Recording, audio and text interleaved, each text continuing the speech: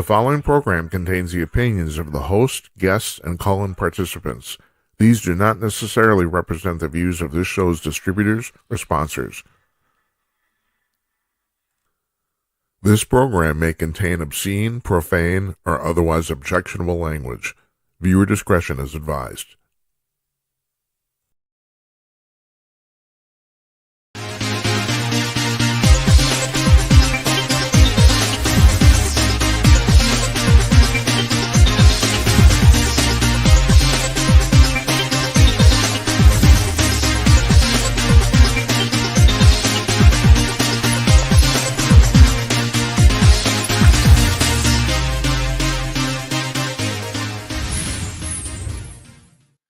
Hey, greetings from Minneapolis, coming to you cordless, everybody.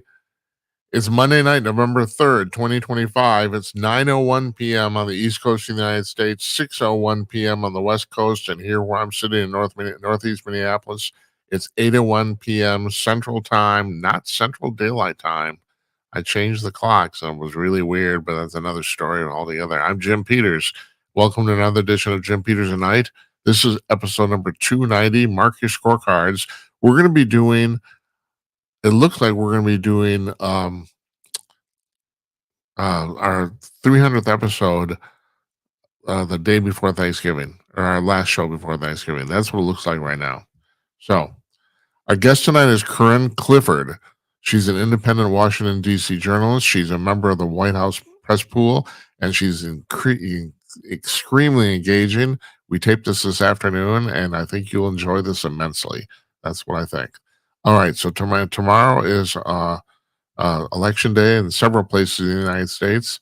I'm going to talk about that later on in the Gymcast. I just thought you'd want to know that this only happened in the last 2 hours. Trump has endorsed Cuomo for mayor of New York over Sliwa, the Republican, because it's very unfortunate. And the New York Post came out with an editorial saying the same thing. Sliwa does not have a chance of winning. And believe it or not, the latest polling shows that in a two-person race with Sliwa out of it, hypothetically, Cuomo would win. So, and I'm sure this must pain Trump to do this, and it must really pain Sliwa. It's like, the Republicans, but it's true. It's unfortunate. It's a very unfortunate thing. It's a very democratic city, and a Republican, especially right now, is not going to win. That's just all there is to it. So I kind of feel for Curtis, especially because he's kind of a beloved figure in that town, and everyone loves him, and he'd probably make a really good mayor too. But it's not going to happen this time. He's run several times in the past, if I'm right. I just want to read to you what Trump posted on Truth Social, and this is only, like I said, within the last couple hours.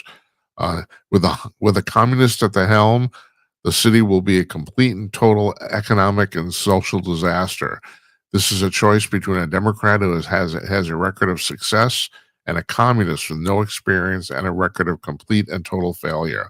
Yeah, well, it's not even, the guy doesn't have any experience doing anything. Matter of fact, I think in the best case scenario, if he gets elected, is that nothing will happen. I doubt he has any talent to actually accomplish anything. I mean, I've talked about this in the past. You have a lot of people, you have some very, very smart people. Well, I think Barack Obama is probably a good example, an extremely smart individual who has no talent for actually accomplishing anything.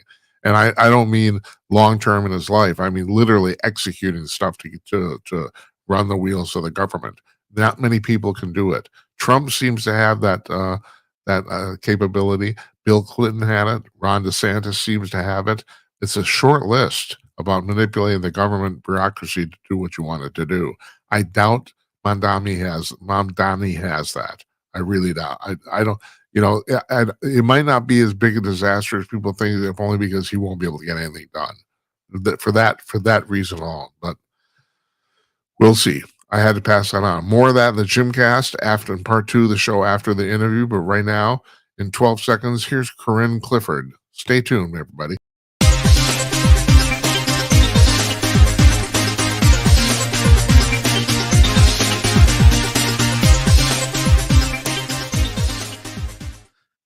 Joining us from her home office, from her studio in Washington, D.C., Corinne Cliford, independent journalist extraordinaire. Hi, Corinne. How you doing?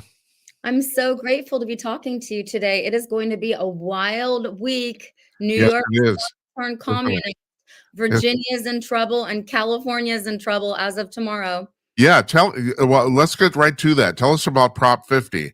What's that all about?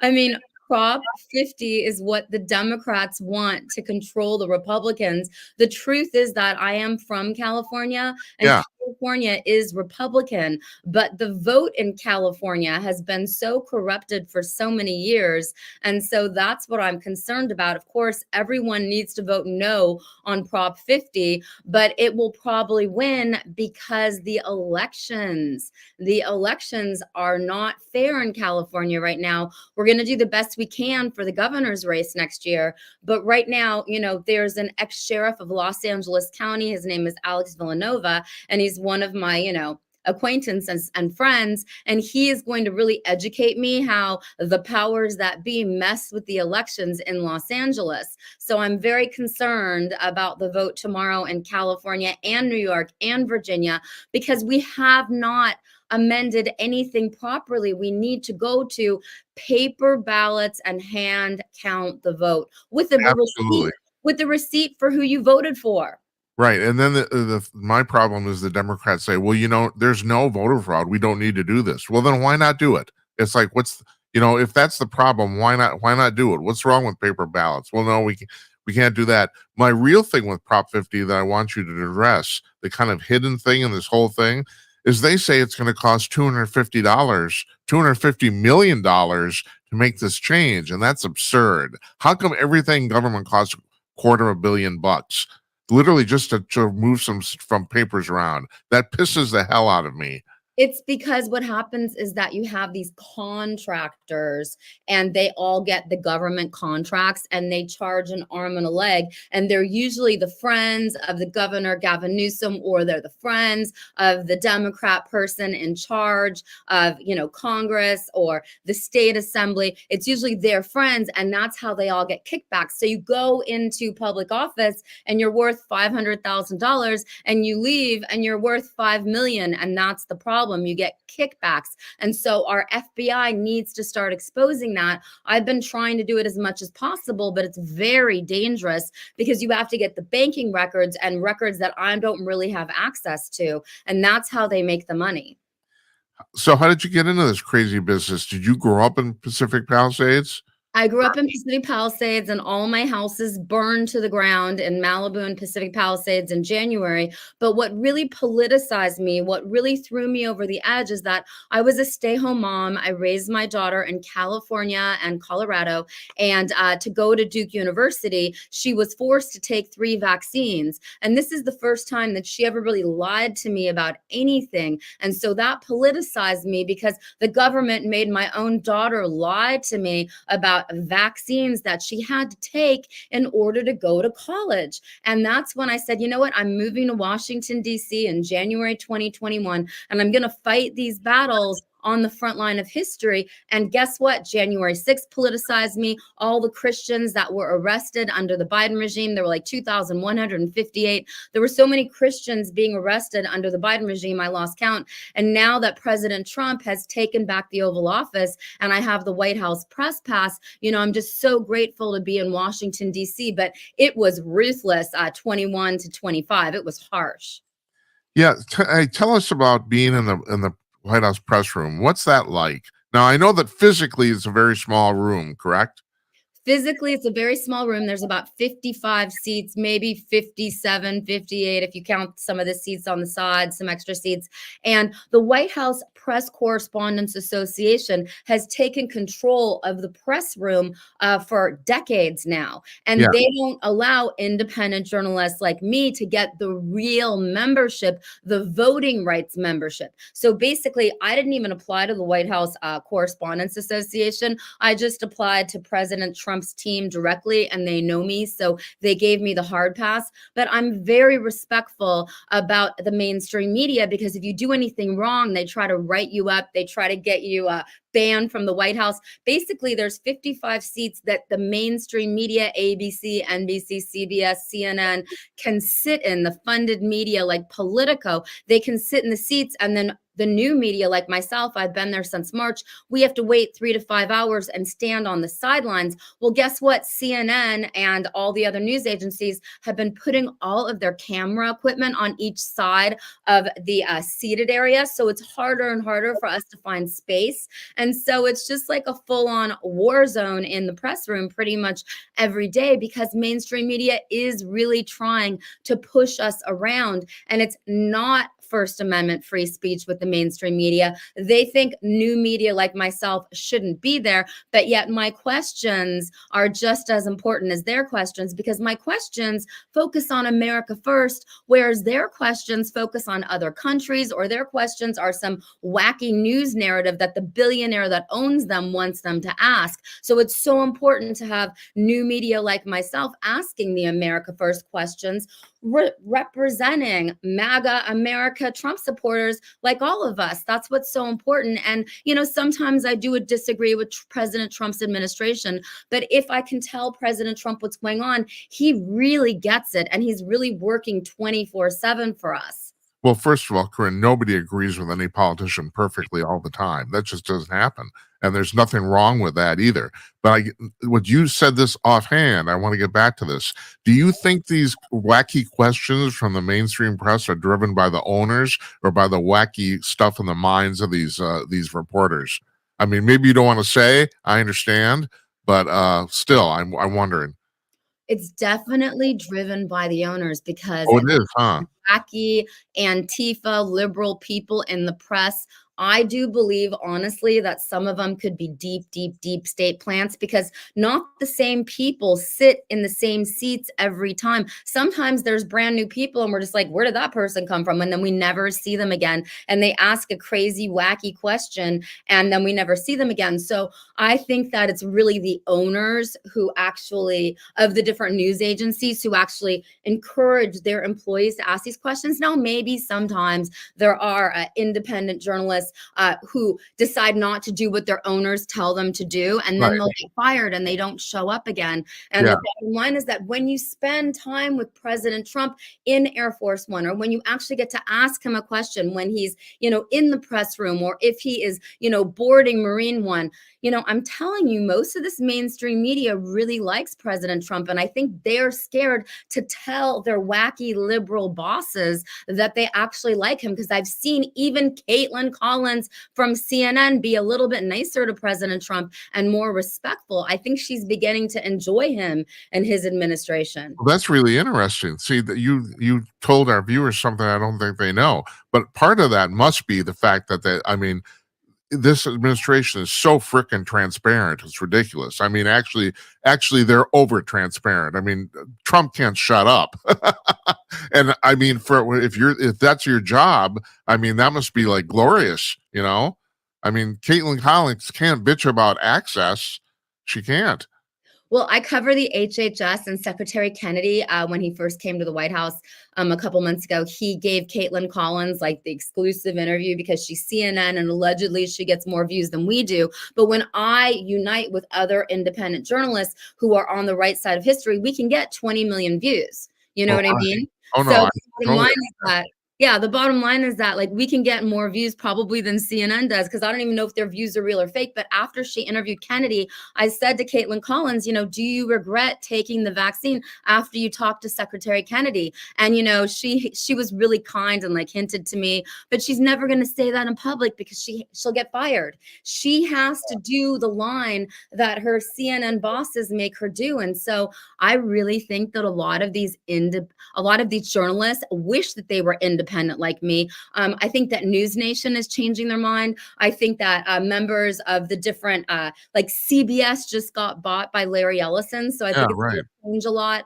I think that a lot of these people are realizing that President Trump is so fun to talk to because he will talk and talk and talk. And if he thinks he's wrong, he'll change his mind. He can Yeah. change his mind. He goes with the flow and he evolves and he changes his mind. And that's why he likes to do his Truth Social posts, which are really important to understand because Google is censoring President Trump's Truth Social posts. Oh, well, you were talking. I mean, we were talking before we started here. So you're having trouble with Instagram. My show's been banned on Facebook. I just and for the apparently because I say bad things about climate change. Apparently, that's a seems to be what it is. They've never even told me, but they this happened about a year ago. They banned me, and then I wrote them. I wrote them. I said, like, what's up here? What's going on? And they said, oh, I'm sorry. We're sorry. This was a mistake, and they reinstated my account, but not the page for the show. So the Exactly. show got still was permanently banned. I wasn't. So it's like, oh, that's great. That's fantastic, you know. And now I basically said, fuck them, and we don't have to worry about FCC rules here. So I swear occasionally. So forgive me. I'm sorry if that. I don't think that is going to insult your sensibilities. But no, I'm starting to think Meta's freaking evil. It's like, Meta's evil, and the problem is that even inside the different buildings in Washington D.C., it's like Meta. There are Antifa liberal employees that seek us out because we get on all the hit lists, and then uh-huh, they censor us, and then they like let us go a little bit, and then they censor us, and Mark Zuckerberg can't control his employees, but he needs to. Even Elon Musk on X, I am so shadow banned. It says I get 150 views on X. No, that's not even possible. I can get 5 million views on X, but I think that there's Antifa employees in each one of these companies that target us, just like I'm going to the Department of the Interior today. Let me tell you, President Trump hasn't fired anyone yet. He should be firing 500,000 people during this federal government shutdown. yeah. We don't need 500 And employees. I'm waiting for them to do this, and they haven't done it yet. I don't. It's been a month. I'm kind of surprised. He I needs thought to that was the plan. Well, you were talking about journalists here that you thought are getting banned. But Corinne, do journalists ever get fired? I mean, it seems like no one ever gets fired ever. It's like, I mean, you see the craziest, wackiest stuff that people are putting out, and then you're thinking, well, that's a fireable offense. Well, apparently it isn't.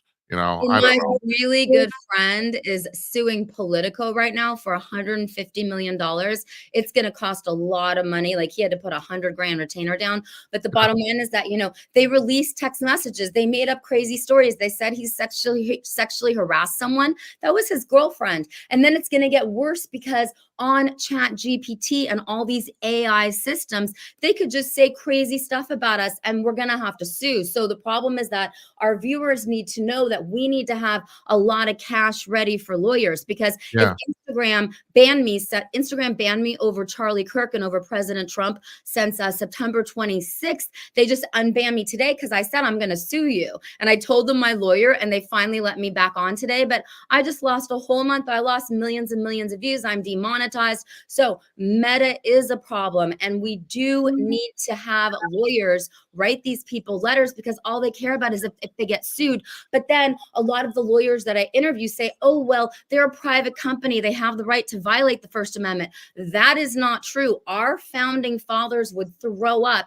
if they saw the First Amendment free speech getting violated by Meta, by X, by any of these social media companies, because the whole reason to be in the United States of America is for the US Constitution. So you do need to have a lawyer on retainer to write these people letters in case they try to censor you. But it's worse than that. They need to understand that we may have to take this to the Supreme Court because our founding fathers didn't say, oh, private companies don't have to censor. No, that's not what's going on. Private companies can't censor. We have free speech in the United States. well, it isn't even just that. For all practical purposes, so the social media companies and platforms have become basically the virtual town square. I mean, the idea of the freedom of speech that you get in the town square and stay on a soapbox and say whatever you want, and now these companies, even though they are making money off this, they have essentially become the public square for discourse. I mean, they just have. And well, you said something that reminded me of something. What? Oh, about uh, suing these companies. So, like, I just was reading that Robbie Starbuck is suing Google because they said he raped a woman, or or I know the Robbie, the who AI said he raped a woman. yes, Robbie Starbuck helped me get back on Instagram, and he is in the war of a lifetime, and we all need to help him. They said he raped a woman. He didn't rape anybody. It's ridiculous. So we've got a really big problem. He was just in Senate last week. Senator Cruz is helping him. Different senators are trying to help him, but there's nothing they can do. Once they say that about you, what do? There's nothing Yeah, you can do. You have to sue, and that's why this is getting really dangerous. right. And The we only need President Trump to really do an executive order, but then you need your governor, you need everybody to jump in because they're going to lie about us. Uh-huh. The thing that I would think, and so I have no experience doing this. I haven't done this yet, but and you're on the fringes of it, so maybe you would know. I would think that, and maybe it's different because I'm in Minneapolis because I'm not in Washington D.C. I would think it'd be fairly easy to get lawyers to do this because of the payoff, the potential payoff. I mean, if you sue Google and win, you're going to win about 150 million bucks, probably. You know, Exactly. and if you're It's that's not. $50 million for a lawyer for a law firm. Yeah, I would think that would be incentive, but is it? I don't know.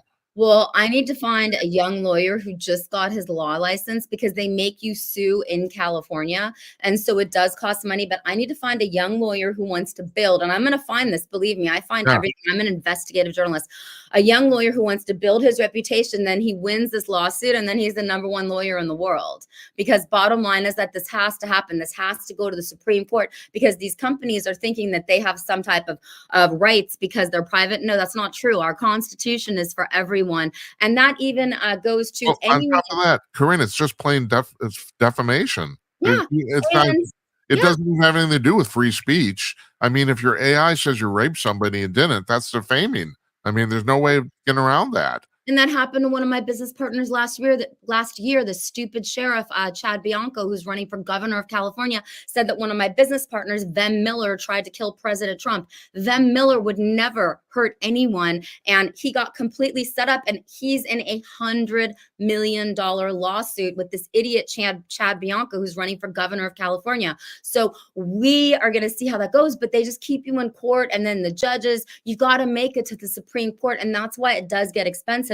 So I'm looking for a lawyer, basically, and anyone can text me. My phone number is all over the internet. You can text me, but I want to find a young lawyer who just got their law license, who's willing to fight, and doesn't need to get all the money, because normal lawyers will charge you like 100,000, a million. No, you just need to fight and win, and then you give them 33.3% of the money because Right. you win. Yeah, Yeah, so if you win, not only do you make your career, you're set for life yeah, financially. That's yeah. why I would think it wouldn't be that hard to find somebody to do this, you know? I No, mean, I'm it's sure not hard. there's a lot of people, establishment, who say, I don't wanna do it because, the Democratic Party will come after me. I'm sure there's somebody somewhere that says, "Yeah, I'll do that. I'll take that risk." Christ, how hard is it? And Corinne, let's talk about I have a lot of people on the show who talk about the science and tech of AI. So what other all this bullshit aside, what do you think personally what's going on here? I mean, the problem is that you just touched on this, is that AI makes stuff up. They just out of clear. I mean, it's not even just like defaming stuff like that. Scientific theories, formulas. I mean, it just makes crap up. And And so, that's yeah, what do you do that's about why that? I don't use Chat GPT, and I tell everybody, you better not use AI because I'm a journalist. I can't use AI to do my stories. I make AI. I get my stories into AI. The problem is that there's going to be a point when AI is going to be hooked into our bank accounts, into our credit cards. It may not be in our lifetime, but eventually it will be, and you will get wiped out like they do to you in China. The second they wipe you out in China, you're homeless and broke on the street corner and or in prison because it's illegal to be homeless and broke. So the Right. bottom line is that we are on the verge of being a totalitarian police state, and that's why you and I have to get the word out as much as we can to everyone. We want to go back to the small towns. We don't want to use AI. I use AI as a joke, but I do in real life, in real time, unedited raw footage. That's what I'm famous for. And that's the kind of journalism that I stand up for. I don't edit, and I'm not trying to make it look attractive or good. When I film President Trump, it is unedited, it is raw, and sometimes the microphones don't work. Sorry, but it's Yeah. real footage. And I can tell you that I was boots on the ground, heels in the ground, and I was there. I can tell you what happened. But we are in so much trouble. And so I'm really worried about that, because in the future, they're going to lie about us. Oh, the future does look frightening. There's just no way around that. And you're right. We might not live to see it, but I'm very concerned too. I'm just like over reliance on technology and lose the human factor. And people ask me all the time too. Well, you edit your show, right? No, I don't edit this. No, we do this. It's raw. Whatever happens, happens. And I think not only that, I think people find that attractive too. We live in such a pre-processed world. It's like, yeah, okay, so yeah, and you're absolutely right. Sometimes we have technical problems. Well, too freaking bad. So I picked this up on your ex Twitter machine feed. Then you mentioned this just as an offhand comment. Did your family was part of the Declaration of Independence? So my family history, when I trace my blood lineage, so my great grandfather was Benjamin Rush, and we left England. We left England to found Pennsylvania, and he signed the Declaration of Independence. I'm a daughter of the American Revolution, and I only say that because my family would not have fought in every single war. We did the Revolution, we did the Civil War, we've done every war. Clifford, Rush, my whole family's fought in every single war. We wouldn't have fought in every war if we didn't think that free speech applied to Meta and X and all these ridiculous Right. companies. Anyone who says that free speech and the U.S. Constitution doesn't apply to multinational corporations is, pardon my English, stupid. And so this is the message we need to get across, and we're probably going to have to make it all the way to the Supreme Court to really get this message across. But these companies propel this ridiculous myth that they don't have to abide by the U.S. Constitution. Everyone in the United States of America, including the migrants, including people visiting, you need to abide by the U.S. Constitution, because it's a felony to violate the U.S. Constitution. And we haven't used that enough because we haven't trained the lawyers how to do that. So I'm very interested in training the next generation of lawyers on how to really stand up for the U.S. Constitution. Well, there's another thing too, Corinne, and that is, I've been involved in the tech world for a long time. This goes all the way back to the 1990s, the Section 230 of the Digital Communications Act, about the fact that these platforms can't be held liable for what other people but that's under the assumption that they're like you said, quote unquote platforms and not publishers. But right now they're all publishers. They've way stepped over the line of this whole thing, and no court wants to bring them back. That's what really bothers me. They're so obviously publishers at this point. They are filtering the information, and by filtering it, they're publishing it. I mean, if they were just letting anybody post anything, which I personally think that would be fine, even though people say, "Oh my God, look at all the evil stuff." Yeah, people are evil and they're going to post stupid crap. They are. If they just let people post, I'd be totally okay with it. But they don't. They're filtering the hell out of it. Well, the problem is that a lot of these evil posts are bots, and they're fake computer systems that the Chinese Communist Party and other evil foreign countries have paid for to try to destroy us. And that's why following these chats, unless you know the people in your chats, is very, very bad. But also, too, Instagram and Meta, they make a lot of money on pornography, which is not okay. So you can have pornography where they make money on it on X and Instagram and Meta, but yet they can't have free speech that we talk about, very important things. And if we're in England, do you realize now in England, if you make a post that is anti-Muslim, you can end up getting arrested. So I can't even go back to the country that my family's from right now, because I could get arrested for one post on X saying I don't want a Muslim mayor of New York City, which could happen tomorrow. Right. They're arresting in Britain an average of 35 people a day for posting anti-religious stuff. And okay, whether you agree or not is beside the point. You should have the ability to say that. You know, That's huge. I mean, we are in so much trouble because guess what? Tomorrow, New York is probably turning Muslim, communist, fascist, socialist. And if I go there, I mean, we could get arrested. So I can't go to the UK. I can't go to China. I can't go to New York City. I mean, this is getting out of control and it's really dangerous. And that's why I really love to tell people to go to sat123.com yeah. and make sure they have the satellite phone because everywhere I go, I'm going to the Department of Interior today. I bring my satellite phone because only 10% of the world is even covered in cell phone towers. I have to be able to communicate in case I get arrested for something stupid, in case a fire happens. I got stuck in the Palisades fires in January. In case an emergency happens, I have to be able to use the satellite phone from Sat123. And then you want the bulletproof backpack. I walk around with my bulletproof backpack. And guess what? And then you're going to want the Faraday bags to put your keys and your credit cards in because people are stealing your credit cards and your keys and everything like that. So I love Sat123, and I just want everyone watching and listening to really go to sat123.com and buy whatever you can afford to buy because the customer service is phenomenal. And you want customer service in the United States of America, especially if you buy, Elon Musk's products, you definitely want the customer service because if you buy it online, you're not going to get the customer service. Sat123 has a phone number, 877-943-6383, that you can call and talk to people and they'll give you help. Now, I just want to point out for full disclosure here, Corinne, you're a paid spokesperson for Sat123, but they're not paying us to have you on. You're on here because you're just goddamn interesting. That's the reason. Yes. And also, what? Go ahead. And the reason that they pay me, how else am I supposed to make money? I'm independent. Yeah. I have sponsors.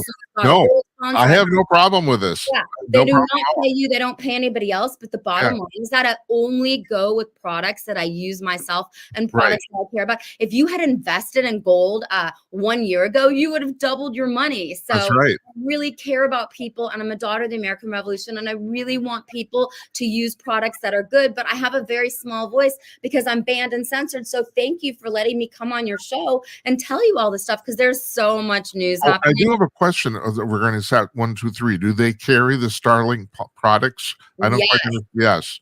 Yeah, because you are right. I mean, the satellite internet is basically the future because it covers everything everywhere. Also, I kind of, people think that Elon Musk is like out of line or stupid or nuts. Do you know how hard it is to launch these satellites? And they're launching like 400 at a time. I mean, the Starlink has thousands of them, and they're only about the size of a softball. I don't know if you know this. They're really small, But anyway, I find it incredible. I mean, Elon Musk is such an incredible person, no matter what anybody thinks about him. And I love the fact that he has so many children. And I know some girls that have had children with him, and he's a really good guy. But yes, he did cause a lot of problems in Washington, D.C., but I'm sure he'll be coming back. But we need him to focus on his companies because Corinne, he didn't cause a lot of problems. Well, okay, so Elon doesn't. Okay, truthfully, Elon does not believe in. He likes to have. I mean, how do I say this? I love Elon Musk and I don't want to piss him off, but the bottom line is that they still do shadow ban on X because he does have a lot of Antifa liberal employees on X.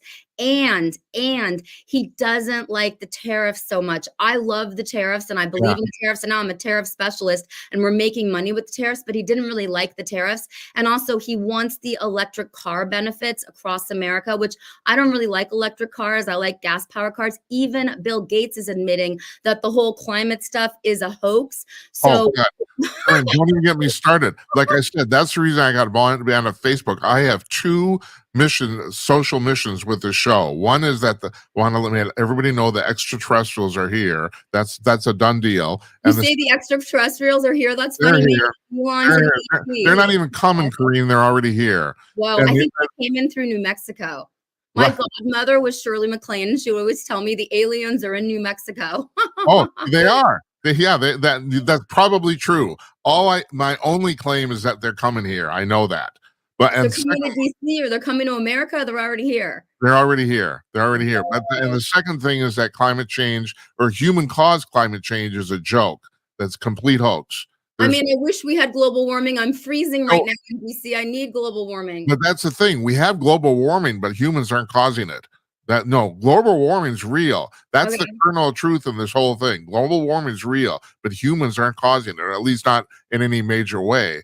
And so for because of that, I get banned from Facebook. That's the reason. And so that's Well, yeah. you need to have a lawyer write them a letter. But Jim, how do people find you? Jim Peters, where do you broadcast your show, on Rumble? Yeah, Rumble, YouTube. It's Jim at Night everywhere, and I'm at jimatnight.com. That's a website for this too. The fact that Bill Gates came out and said that this is nothing did not surprise me. It's like he's a man of technology, and at some point you have to. The problem, Corinne, is that that the evidence says there's no that humans aren't doing this. The fact that all this stuff about climate change was completely made up. I mean, literally, By the Aspen Institute, no less. I was there for some of those meetings. yeah, That's funny. I think the Aspen Institute made a lot of this climate stuff up huh? because they wanted to raise money for Well, 501(c)(3)s. well, that's the thing. It's a grift. It's all about money. The Yeah, whole thing's about money. You know. it's a grift. It's a grift. And You a lot of founded you starve. founded the Informed News Network. What's Yeah. that? Okay, so I founded the Informed News Network this year in 2025 because, I was part of a lot of other news networks that ended. And I just really wanted to found something that was my own. I control it, but when I got banned on Instagram, my whole website got hacked. Mhm. So I know that my banning on Instagram is some type of Antifa group because there was an Antifa permitted protest that was in DC in front of Union Station since about May 1st of 2025. And right before I got banned on Instagram, we got the whole thing taken down. Me and a kid named Cam Higby and his whole team. He got 20 million views. I got 1.6 million views. Then I got banned on Instagram. He got on Fox News, but he's a young kid. So, everybody loves him. And then President Trump thanked him. But I've always been behind the scenes, and pretty much in front of the scenes. I just get banned and censored everywhere. But these Antifa groups are funded by deep state and by the Yeah, they CCP are. and by crazy billionaires that Right. don't want us to have our freedom. And so that's why I'm just so grateful President Trump is investigating them. And I really feel so much safer in Washington, D.C. This time last year, I was getting detained by every police agency for like 55 minutes because they couldn't arrest me because I don't do anything illegal, but they could detain me and go through my phones and stress me out, in Congress and federal court, all over the place. I was getting detained. So President Trump hadn't won in January, I might be arrested and in a prison somewhere. And yeah, but like you said, it's basically legal harassment. They'll hold you for 55 minutes and not an hour, and so and just to piss you off, to do And nothing people don't else. realize how serious that is. It's so serious. So you believe in aliens? I love that because I covered the congressional inquiry into aliens and the congressmen on that committee. I'm not going to say names because I really love all of them. They are traumatized for life. And they said the same thing. The aliens are here, but I think that they're amongst us. I don't think they're going to attack us. I think they're No, amongst they're not and gonna attack us. I They think have no reason to do it. I think they came in through New Mexico. And I think Jeffrey Epstein, I think that's the reason the Epstein files are not being released, because I think Jeffrey Epstein was doing a lot of experiments on his ranch in New Mexico that nobody wants to know the truth about. Oh, And so oh it's way man, deeper.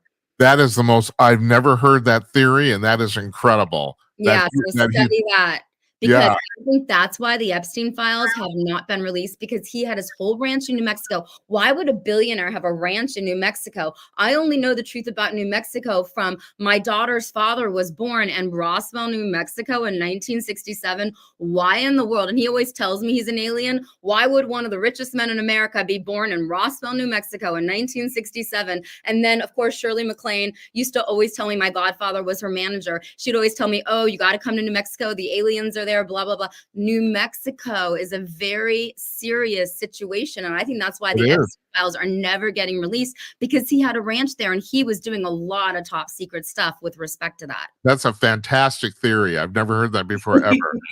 You've educated me today. I really appreciate it. Hey, I want to get back to this thing about the people funding Antifa. So I've asked a lot of people on this show this question. George Soros, and let's say guys like him, but let's use him as an example. How does a guy who comes from Hungary, escapes the Nazis, comes over to America, uses capitalism to make a fortune, and then wants to shut down capitalism. I don't understand it. It makes no sense to me. His motivation makes no sense to me whatsoever. Can you explain this to me? Do you have any insight on this at all? I'm gonna explain it to you, but it's very deep, and no one talks about this stuff, and I really shouldn't talk about it because I have a vested interest in it. But I have met George Soros. I've met his son Alex in Sun Valley, Idaho.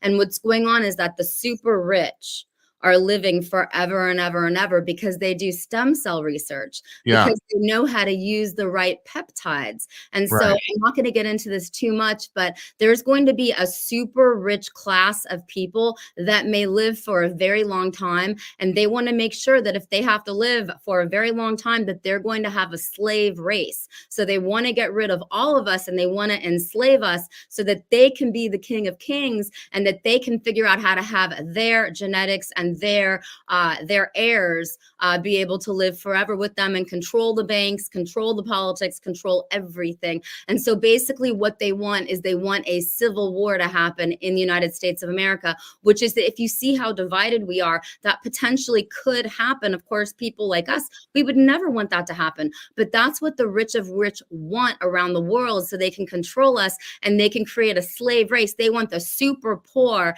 and the super rich. What we need to work on is the middle class. right, Class right. C, but the super rich are doing this because they're not telling you the truth, that they're finding ways that they can live for a very long time. Well, we have right now, wouldn't you say we almost have what I would call a cold civil war? It's like, I it's like we're honestly not have a people aren't soft shooting at spot. each other, but I what was call that? I call it a soft civil war because I Yeah, can get right, banned and censored everywhere. We right. are in a soft civil war. It only takes 30% of the population, which is what we have fighting with each other. Just walk into a grocery store, walk on the street corner, go in front of the White House in Washington, D.C. Just walk around, go to New York City tomorrow. Oh my gosh, I'd have to have a bodyguard. I'd have to have a Proud Boy bodyguard me if I went to New York City, or an Oath Keeper. The bottom line is that it's going to get really dangerous in places like New York City. They can arrest you for any reason and they can just throw you in jail forever. They can have Yeah. COVID camps. They can do whatever they want. They can falsely accuse you. And so we are going to be in big trouble. So we got to be careful where we go. And this is just how do I put this? This is a lukewarm milk toast version of what you're talking about. My mother's 101. She just went into an assisted living facility. She's in incredible health. She's still walking around kicking people's butts all over the place. But the woman who runs that facility, I was talking to her, and she told me, she said, "Well, it's really weird. So my mother's 101, and she said, and she's the oldest person in the facility." And this woman told me, she said, people, oh, how did she put this? People who live over 100, virtually all of them, regardless of their status during their life, run out of money because no one expects to live that long. No one plans to live over 100. So almost all of them end up broke.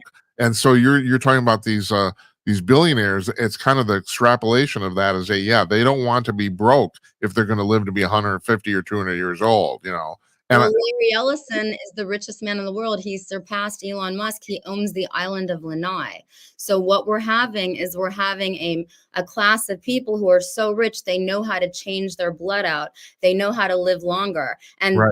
they want to control us. And so that's really what's going on. And so they're finding ways where they can get rid of us basically. But I'm worried about your mom in this older person's home, because what if they do something to her there? I get really worried, because what do they get out of it? You know what I I, mean? I appreciate that, Corinne, but the thing is, it's not a nursing home. It's what they call at least here, an assisted living facility. So Okay. she has an apartment. She's independent. The only thing is, if she needs help, she can call and get it. And Okay. she does. She tells me she has one person who comes and sits in her apartment while she takes a shower in case she falls down. That's all. Mhm. So So that's okay, it. what was her key? Did she not drink? Did she not smoke? What was the key? What did she do? Well, she's quit smoking years ago, and Okay. she never drank ever, and we have good genes in our family. That's I think it. it's the not drinking, because President Trump doesn't drink, and he is like the Energizer Bunny. Yeah, President Trump wears all of us out. He is constantly going and going and going. I don't see how he does it. I really don't. Well, he doesn't drink and he doesn't smoke and he leads Yeah, a very healthy life. yeah. Well, I could say I did the same thing, except I got fat. I'm not that fat, but I'm fat enough. I mean, You don't want to hear about it, Corinne. My I mean, I mother's need rail thin. My mother never gained weight ever. Oh, You know, interesting. Okay, so your Uh, mother was really skinny and she's 101 and she's a whippersnapper. yeah, she is. That's exactly the word you used to describe her. What state And is she in? What part of the country? Minnesota. I mean, she could live for a long time, Yeah, and well, that's I super should point this out. like Not my family didn't sign the Declaration of Independence, but I'm a first generation American. She's not from the United States. what So, country? The former Yugoslavia. And they know how to eat healthy, and Oh yeah. you know what Secretary Kennedy eats? He eats fermented vegetables and red meat, which I find to be so interesting. Well, yeah, I don't know. That's kind of my diet too, just because I like it. But and you're right. I grew my I the diet I had when I grew up was fantastic. My mother's a fantastic cook. We had Oh, a huge garden. It's like you don't want to hear about me. I'm and here that's to what we need to go back to. We need to go back to small town living. We need to yeah. go back to farms where you have your own animals, you have your own water source. We need to go back to real America. We don't need to be in these big toxic cities anymore. Why No, would we anyone don't. wanna do that? We need to go back to small town living, small towns, and we really need to take care of each other and be America first. And we need to go back to making products in America. So you buy your soap, you buy all your products in America. That's what we need to do. And that's what President Trump wants us to do. The fact that we gave that up is ridiculous. I mean, it's just ridiculous. The fact that we make almost nothing here. I mean, it's starting to come back, like you said, you know, and oh God, I lost my train of thought. It's terrible. Well, believe me, I could talk for hours and hours and hours. I could keep us going for days I and days know, same and days. here. I I just think that tomorrow the races in Virginia and California and New York are going to be game changers. But I'm telling you, it's election corruption in these states. And if we don't change it by the midterms in 2026, where we go to paper ballots, a receipt for who you voted for, and hand count the vote, we are going to have major problems in 2026 in the midterms. I know, I know. No, Corinne, I can't thank you enough for coming on. I hope you come on again. And I'd love to have you on regularly. you're so You're kind to good at talk. talking. I love to talk and anything you need, and I always have an interesting point of view. Yeah, yes, you do. That's right. I agree. I agree. You take care. All right. We'll see you soon. All right. Bless you. Thank you. God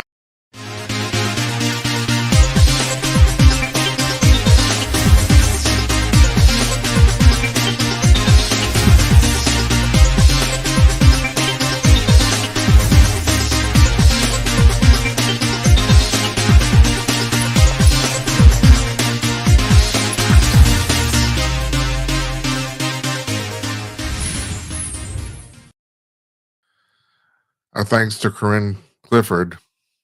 You know, when you run a talk show, it's good to have people that like to talk. And my hat goes off to our booker, Kimberly again, because my God. Um, so it was seriously, we weren't off, we didn't finish taping that interview within 5 minutes. And I already asked Corinne if she would come on a regular basis. And she said, yes. You probably noticed we have a stable of about roughly half a dozen people we have on once a month, mostly because they're really good talkers and I can depend on them all the time. And so we're gonna like introduce her to that world. And also, I brought this up before too. Speaking of that, our old friend Larry Newman, who's been on the show for years. Well, if you go back to the Conk News days, I've been doing this now for 5 years, and he's been on the entire time. He usually came in once a month. Panel member, very interesting guy. He's the Bigfoot investigator and from Missouri. He had a stroke last week, and it's not life threatening, but I guess he's not doing well. So our prayers are off to him. Get better, Larry. Really appreciate it. We love you. I'll just come straight out and say it. I do. So here's the Gymcast for tonight. This is Monday, November 3rd. And so you're wondering what's going on. Well, there's an election tomorrow. I don't have to tell you that. But you probably don't know because it only happened a couple hours ago, if even that. It might have happened around 7 o'clock Eastern time, is that Trump endorsed Andrew Cuomo for mayor of New York, which is amazing because it's blowing off the Republican Curtis Sliwa, who is very deserving of it. I mean, and, people who know Sliwa, he's been a fixture in New York City for 40 years.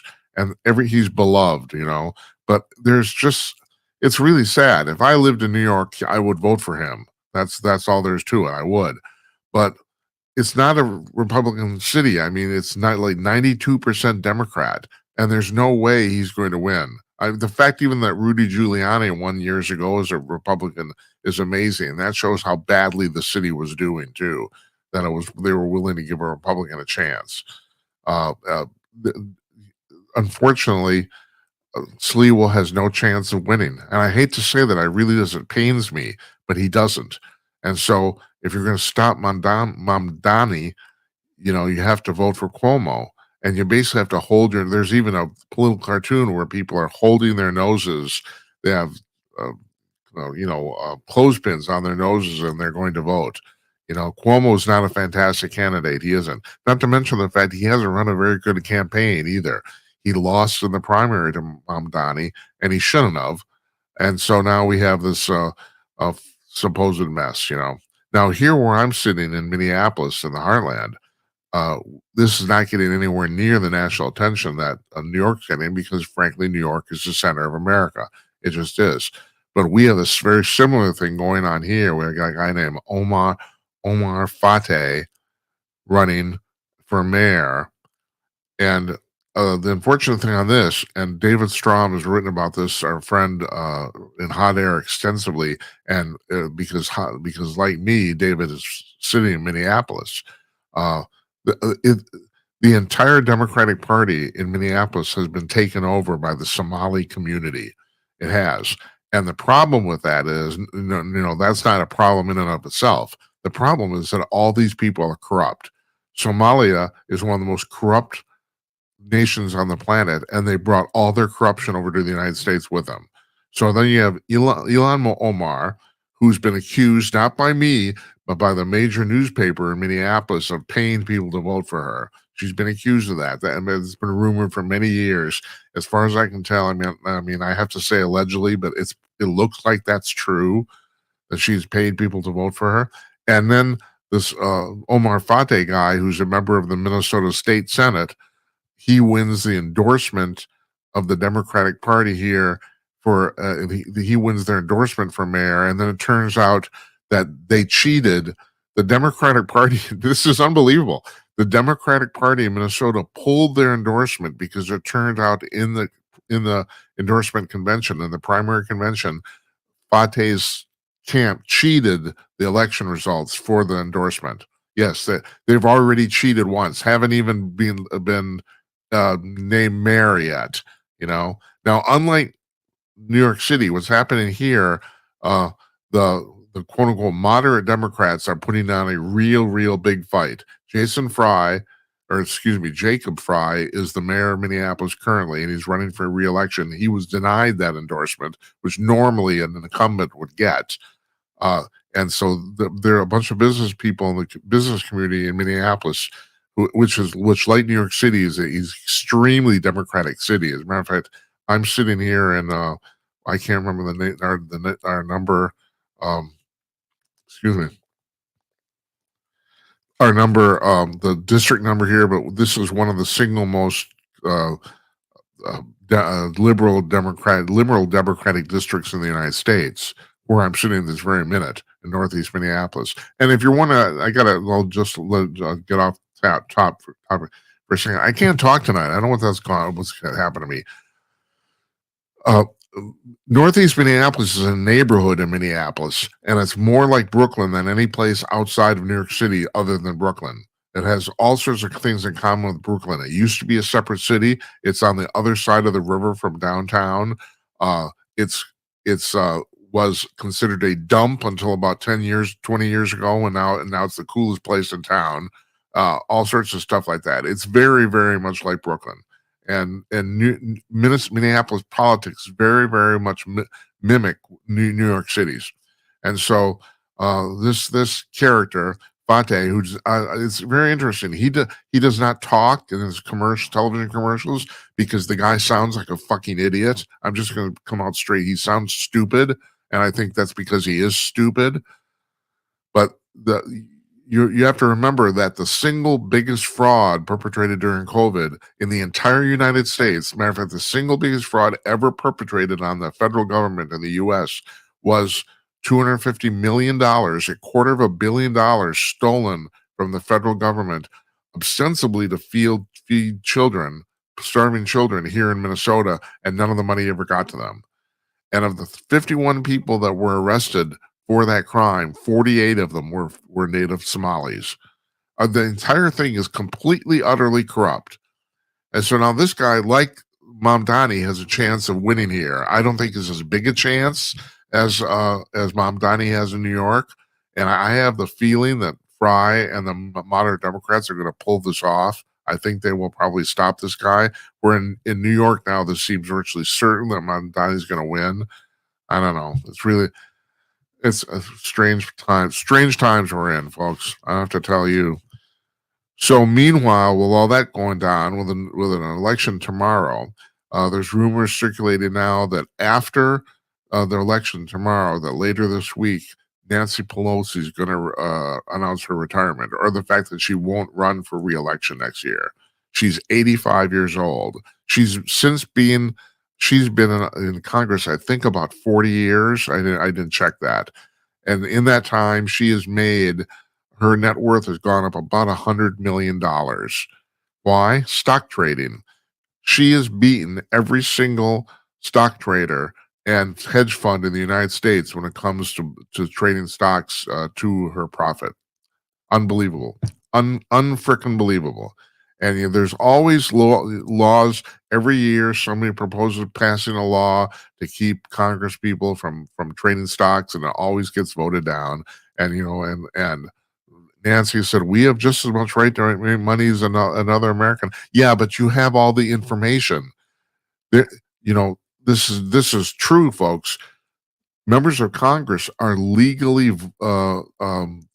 exempt from insider trading laws. It doesn't apply to them, and they have all the insider information. That's the amazing thing. They have the information, and the law doesn't apply to them, so they can trade as much as they want, and they do.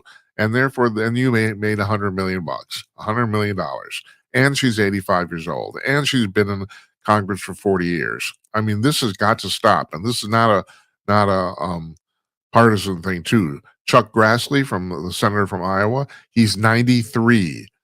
Now he's sharp as a tack, and that's been floated around with Biden forever, but he really is. The guy's still on top of his game. I don't care. He should get out. It doesn't matter. I like the guy. I like his policies. His mind is still completely cogent. Doesn't matter. Go home. It's like, no, this is not a normal job. If you were a normal job, or let's say you was an entrepreneur and you started a company, God bless you, die at your desk. Stay there for 50 years. This is not what's going on here. This is not supposed to be a normal job. The reason we don't have term limits in the Constitution is because it never occurred that the founding fathers said anybody would want to make a whole career, a whole lifetime job out of this. That was not the idea. It never even occurred to them. That's the reason they didn't do it. They thought, well, no one's ever going to want to do that. Well, yeah, it turns out they do, because people are addicted to power. That's why. Go home. So Nancy Pelosi apparently is going to retire, or announce the fact she's not running for re-election, which means she'll still be with us a whole another year. Christ, God. All right, so it was announced by scientists today that we're 20 years away from being able to clone the Neanderthal caveman and bring it back to life. Yeah, you heard me right. Neanderthals crawling around New York City in the subway system. Neanderthals, yeah. Now, someone's brought up the obvious question here, master the obvious, is even if we can do this, does that mean we should? And the answer is no. We shouldn't do this. No, we do not need Neanderthals walking around. No one needs that. There was a show, it was on in the 1980s, I think, called The Last 100 Years, where Monty Markham played not an gold rush miner from the 1800s who was frozen and actually brought back to life. There have been rumors that this has happened once or twice. I don't know if this is true or not about they found frozen people and actually defrosted them. That's a long-standing rumor. I have no idea if that's true or not. But anyway, that was the show about. So this guy went from in his mind it was 1849. All of a sudden it's 1980, and he's got to figure out what's going on. Now you stop and think about it. In the first episode of the show, he shoots the television set because you would too. What are those little people doing in that box? Yeah. All right. And in another science news, now this is kind of fascinating. They have developed now contact lenses that let you see in the dark. Now, everyone's familiar with night vision goggles and night vision binoculars, but these are contact lenses that do the same thing. And also, they don't run on any power. You don't need any electricity go through them. Thank goodness for your eyes. But yeah, it uses nanoparticles that bend light so that the un um, the invisible spectrum is visible to you wearing the contact lenses. That's kind of fascinating. And meanwhile, this last weekend, it was the worst. Or let me see if I get this straight. It was the worst Halloween weekend for movies in 32 years, and it was the worst October box office for the entire month ever. No one's going to the movies. Why? They suck. That's why. I mean, John Nolte writes about this in Breitbart. It's a thing of his. He loves movies. And he's right about the fact that all these movies, no one, first of all, you never hear about them. I read the list of the movies that came out last month. I barely heard of 2 or 3 of them. And there were like 15 on the list. It was unbelievable. I never heard of these movies before, and they were released. So yeah, no one's going to the movies. And is that a bad thing? I don't know. People's, you're home with your Netflix, and then you got DoorDash, and you don't have to leave the house anymore, which I think is a terrible thing. I really think this is a serious problem in America that nobody goes out. There's the old joke on a Saturday Night skit about David Ortiz, the baseball player. He started uh, a dating app called Go Outside, and somebody asked him, how does the app work? And he said, I'll tell you how it works. Go outside. There's people everywhere. Yeah. Yeah. But not necessarily anymore. You go outside. There's not, I don't know. Are there people around? Maybe, probably not. No one's going to the movies. Why go to the movies? The last time I went to the theater with my wife was pre-COVID, so it's 2019, and we dropped $100 to see a movie we don't even remember what it was. And here's the amazing thing: it wasn't that it was bad; it was just so unremarkable we don't even remember. We walked out of the theater, and okay, all right, it was all right. I don't remember what it was. I don't know, $100, for parking, popcorn, a hot dog or whatever, and admission, and $100. We blew $100, and it's like, why should I do that? I have Netflix on my TV at home. I can watch all sorts of crap. It's like, and most of it's crap. That's true, but still, it's there. I watch a lot of a friend of mine and I are really onto this. Comedians in Cars Getting Coffee by Jerry Seinfeld. Now they haven't made it; they stopped making them, but they made a whole bunch of episodes, and they're very engaging. And as you might imagine, and it's really true, I like non-scripted conversational television. Because that's kind of what I do. So I'm kind of fascinated by that. It's amazing how people can and can't talk on their feet. It's really amazing. But yeah, no one's going to the movies and no one's going out anywhere else. And meanwhile, the show Ridiculousness on MTV has been canceled after 46 seasons, which actually ran 14 years. And I think they've done something like, from 1,400 episodes of this. Now, I don't know if you've ever seen this. It's pretty funny. I gotta admit, our friend Tim Conaway comes on regularly. He likes the show a lot. He talks, Tim's a television director, so he's kind of into this, and it's a very good show. And they basically run it nonstop on MTV right now, and they're going to stop producing it. They've done 1,400 episodes. At this point, I don't know if you can tell which ones are new and which ones aren't. I don't know. It's one of those things. There's a rumor, very strong, that when Warner Brothers Discovery sells itself in the next few months, it's up for sale. That the new owners or the old owners, before they do that, where it's going to kill MTV altogether. Because right now, the only thing really on MTV is ridiculousness and the teenage mom thing. I can't remember what it's called, or the versions of that. You know, that's it. They don't run any music videos anymore. They don't run any music shows. It's completely lost its original purpose. When, of course, it was a juggernaut and a game-changing thing when it started in 1982. It was it was basically the beginning and the end of commercial radio, which now, well, I hate to say it, but and the thing is, talk radio is still a fairly relatively vibrant medium. But music radio, why would you listen? Why would you do it? You can make your own playlist on Spotify, your own channel on Pandora, and there you go. Excuse me. And then related to that, this is completely off the outline here. Uh, when they first started putting the screens in cars, the displays, everyone thought, well, you're going to need uh, both Apple and Android did an auto version of their operating systems because they said, well, people are going to want that. Well, it turns out no, people don't want that. What they want to do is hook their phone up to the car because then you don't have to program two things. And people have their phone programmed for their Spotify or Pandora or whatever the hell it is, or SoundCloud, and all anybody wants to do is run it through the sound system, and that it pretty much negated uh, both I can't remember what they're called, Apple Auto or Apple CarPlay and Android Auto, I think it is. No one cares. You just well, just want to hook my I just want to hook my phone up to the either Bluetooth or the wire, one or the other. Trey Wingo has been an announcer, commentator on ESPN for like forever, and he's retired now.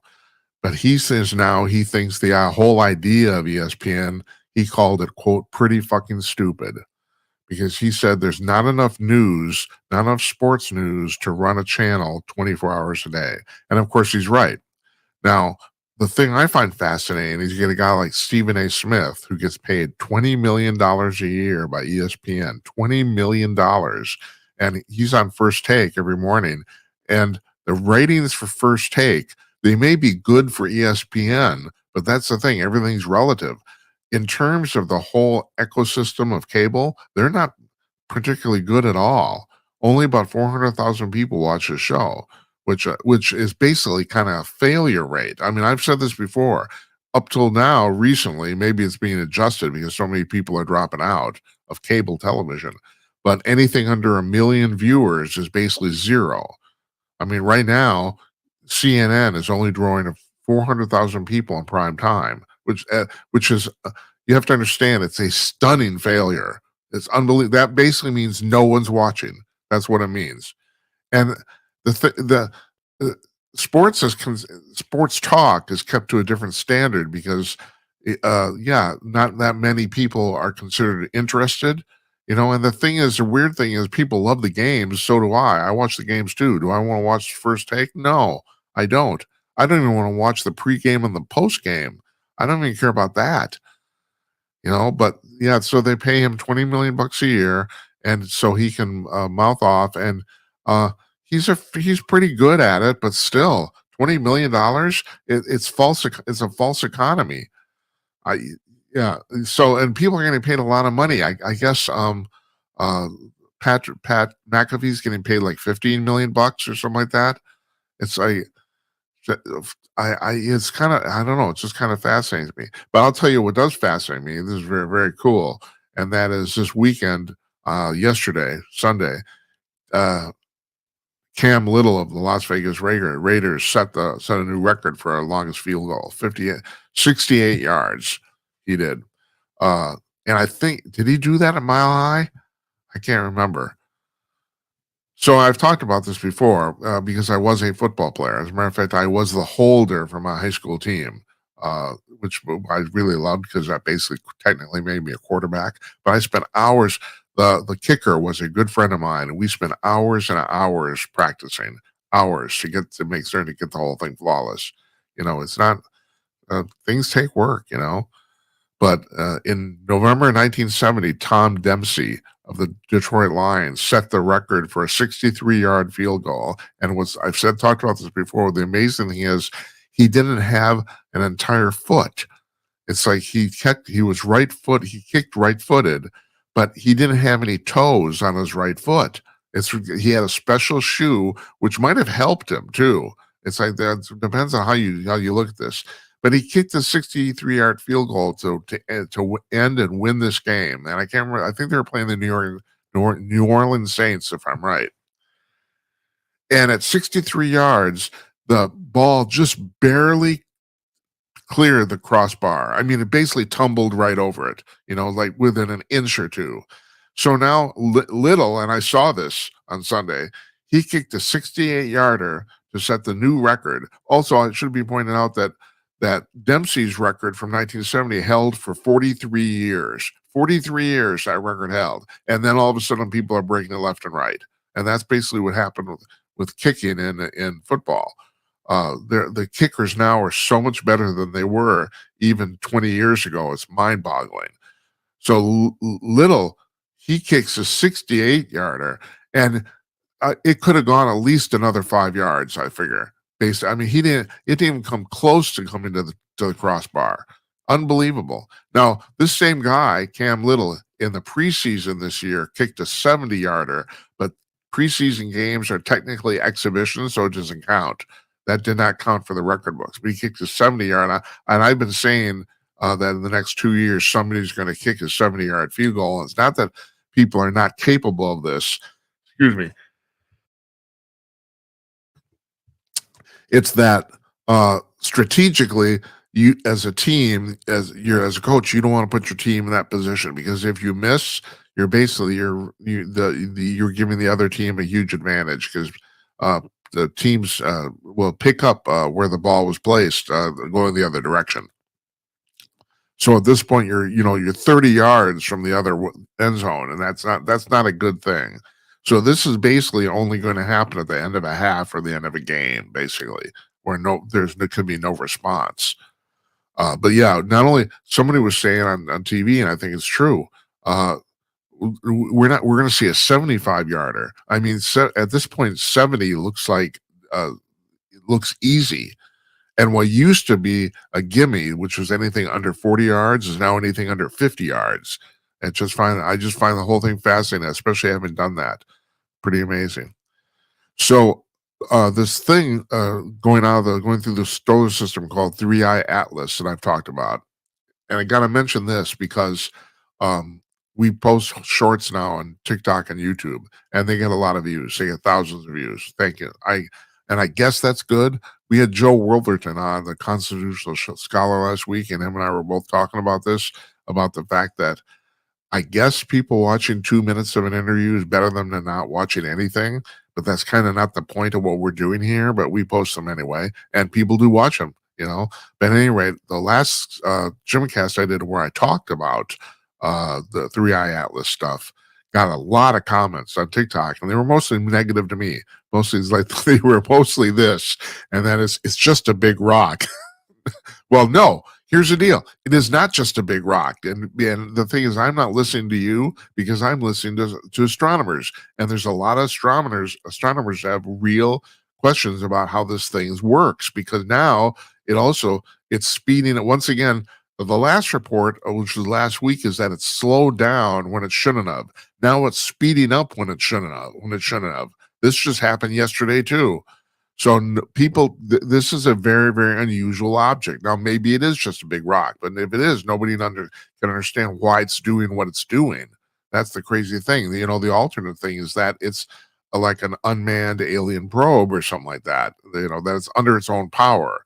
Which means if it's under its own power, it's definitely an extraterrestrial manufactured object because that's all it could be. The vice president has gone on record now saying that he is absolutely determined to get to the bottom of what he calls the UFO mystery, and he thinks there's a chance that he personally there's a chance this has something to do with spirituality, and this gets really really complicated because um, he's talking about traditional religion, and I don't know if a lot of people are, but there does seem to be a spiritual component to all of this, especially because people have studied this stuff, and I've talked about this too, about near-death experiences, all that sort of stuff. There seems to be some indication that all this stuff leads to the same place, but I don't know where that place is, and nobody else does either. You know, so um, there's more and more scientific evidence all the time that like what for lack of a term, life after death is legitimate, is that it's real, and that is when you die, your soul does not die. There does seem to be some evidence of this now. Matter of fact, a lot. One is this Ian Stevenson's research at the University of Virginia about the little kids who said they were reincarnated. I think I've talked about this before. 70% of them, he interviewed 700 children, and this all happened in the 60s and 70s, pre-internet. So no one, including their family, could not have gotten any information off the internet. That said 700 kids under the age of 4, so they basically just learned how to talk, who said they were reincarnated. They were bugging their parents would call Stevenson because the kids were bugging their parents about the fact they wanted to go home. This wasn't their real home. And then they would say, mom and dad would say, well, where is your real home? And they would actually say, like Sacramento or something. They would actually say, and I'm married to so and so. And these are little kids saying this, that I'm married to this woman, you know. And so they would call up Stevenson, and that Stevenson would visit them in person and interview them very specifically about, like, where did you live? What did you do? What was the name of your wife? Did you have any kids? Blah, blah, all these questions. In 70% of those instances of the 700 children, 70% of the information checked out. They would find it. And there's some very dramatic stories about this. One's about a kid who said he was an agent in Hollywood in the 1930s. He knew the way they took him to the building where he said his office was. Well, first of all, he told them the name of the firm, and that firm was real. This is stuff that these kids could not have known. They simply couldn't have known it. Now with the near death experiences, there's people all over the place who quote unquote come back to life. The question is, well, they were never really dead, but okay, that's fine. Like, it's near death; it isn't actual death. And they come back and say about talking, meeting with dead relatives and all that. The really weird part is the people who say they met with relatives that they didn't know were dead, that they thought these people were still alive, and it turned out they died in some interim, close to when this person had this experience. Or the fact that people say they walk around the hospital and they hear other conversations that they couldn't have heard, and then they repeat them back verbatim. This is all really, really crazy stuff. But a guy named, oh God, I'm not going to forget his name. Jesus Christ. Oh, this is terrible. I'm going to have to get back to you on this. Michael Newton. Michael Newton was his name. He was a researcher too, a doctor. And he interviewed, or actually, he hypnotized hundreds of people to talk about their previous lives and near-death experiences. And he says that it appears, the complaint here that people have is that all of this, there's no standard, there's no proof, but it appears that everyone's trying to verbally describe something that they find indescribable. That seems to be the constant theme here. And so he hypnotized hundreds of people who talked about being on, quote unquote, the other side. And it appears the other side exists. But the question is, what is that, and where is it? And you wonder, is it just another dimension? As humans, we're wired to only respond to 3 physical dimensions. Time is a dimension too. And there's that too. So now there's a Polish physicist this summer, and I can't remember his name, uh, who he has come to the conclusion or realization or whatever you want to call it that time itself is three dimensions, which means that gives us a six-dimensional universe. And the really weird thing about that is that if he's correct, that solves almost all the currently unsolved problems in grand physics, in major physics, if he's right about this. So that's it's still being tested and has not been peer reviewed, but or at least the last I heard anyway. So, yeah, but we can only physically with our senses we can only sense three dimensions. So if there is more dimensions, and strings theory says there's 10 or 11. If there's more dimensions, if stuff's going on there, is that where the UFOs are traveling to? Because in many cases, still haven't figured out how they get past the light barrier, which does seem to be legit. But the thing is that it also appears that there's loopholes in that too. So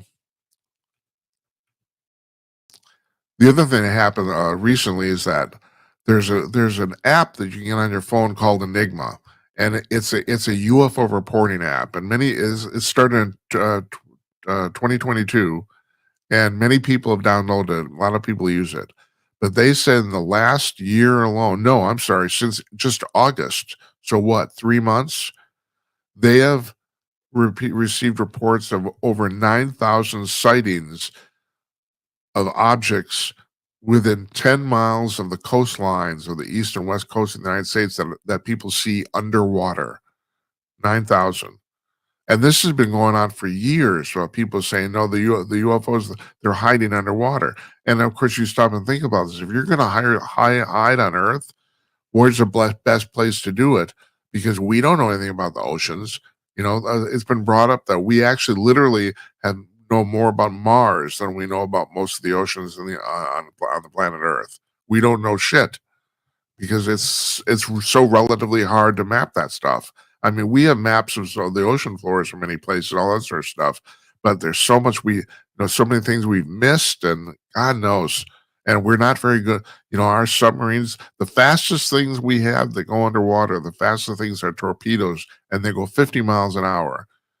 And these things are, there's U.S. submarines, military submarines that have recorded being passed by objects going 400 miles an hour. So that's I bring that up for your interest. And finally, this I would be real remiss if I didn't bring this up because I promoted this on the description for tonight's show. Scientists have figured out that for people who have certain lung conditions, that they can be trained to breathe through their butt. There's butt breathing. Japanese scientists figured this out. Of course, the Japanese did. Of course, they did, because they seem to be obsessed with rectum activities. That you can breathe through your butt. Who would have thought that, huh? You know, that woman you hired in Singapore. Do you think she knows anything about that? No. Oh my God. All right, so I want to thank Corinne Clifford again for joining us. Uh, just charming woman, very good talker. Thank you, appreciate it, Corinne. Appreciate your appearance. I don't know if we're not going to do a show tomorrow night. We got too much stuff going on here, and we don't have a guest booked. So, and I need the time. I do. It's like I'm base. I have one person helping me on this now, and that's it's too much work to run the show, man. It just is. So we'll be back on Wednesday. Now we're taking Thursday off too. That's long planned. I have a bunch of medical tests I have to do. So, but yeah, I'm sorry, we're not running a show tomorrow. That's I'm working on this. But I want to thank you folks for watching. I really do. Really appreciate it a lot. Yeah, we post shorts on YouTube and TikTok. We post about 4 a day usually, and I think we're a couple days behind. I think it's been a day or two since we posted something. That's one other thing I have to do tomorrow too. I want to thank you folks for watching those. Not a lot of people watch the full shows, but thousands of people are watching these shorts. And so, like I said, I guess that's better than nothing. You know, that's not really the idea, but sounds good. I'll go with it. You know, good night, Uncle Donnie, wherever you are. And good night to you, wherever you may be. We'll see you on Wednesday night, everybody. You take care, all right?